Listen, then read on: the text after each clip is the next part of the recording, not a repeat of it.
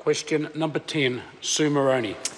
Thank you, Mr Speaker. My question is to the Minister for Workplace Relations and Safety and asks, does he agree with the Prime Minister's assertion that we will, quote, absolutely not see thousands of workers denied their tea breaks under his changes to the Employment Relations Act 2000? Honourable Michael Woodhouse. Yes, I do. Supplementary. Supplementary question, Sue Moroney. Well, why is it that prior to National taking away tea break entitlements, Cotton On gave warehouse workers more than the previous law required, that is a 30-minute lunch break on full pay, but after National's law change, want to scrap tea breaks altogether? Honourable Michael Woodhouse. Mr Speaker, the Employment Relations Act has not done away with rest and meal breaks, and it doesn't matter how many times the member says it, it does not make it so. To the second part of the question, as I understand it, in respect of the negotiations the member refers to, they are ongoing. Supplementary question, Sue Moroney. Well, does the Minister believe then that New Zealand workers, like those at Cotton On, should have to threaten strike action in this day and age just to get basic provisions like a lunch break or a tea break at work? Mr Speaker. Honourable Michael Woodhouse. Mr Speaker, it's not appropriate for me to comment on a specific negotiation between an employer and a union. But the only situations where an employer does not have to give meal breaks are when the employer agrees and it is reasonable. The union can say no. Supplementary question, Sue Moroney.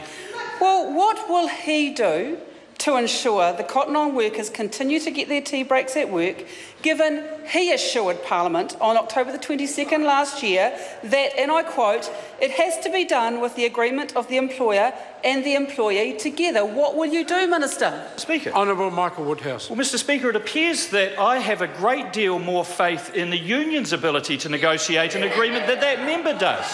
I can tell the House what I won't do. I will not be injecting myself into a matter that a politician has no place going. I have confidence in the process. Supplementary question, Sue Moroney. Why did his law change that he claimed just removed, and I quote again, unnecessary burdensome regulations, also prompt Postie Plus to issue individual agreements before the law even took effect that state, and I quote, branch managers are not required to provide rest breaks and meal breaks?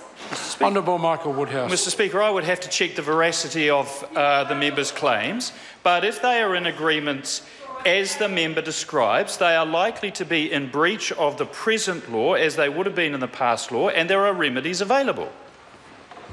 Point of order, Sue Moroney.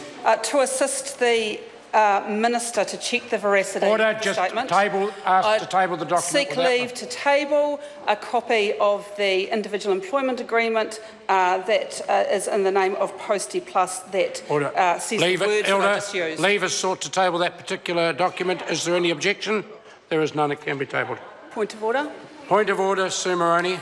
Thank you, Mr Speaker. I seek leave to table a copy of the claim that that Cotton On has put before First Union in their negotiations, which strikes out the requirement leave is for sought meal to breaks. Table that particular document. Is there any objection? There is none. It can be tabled.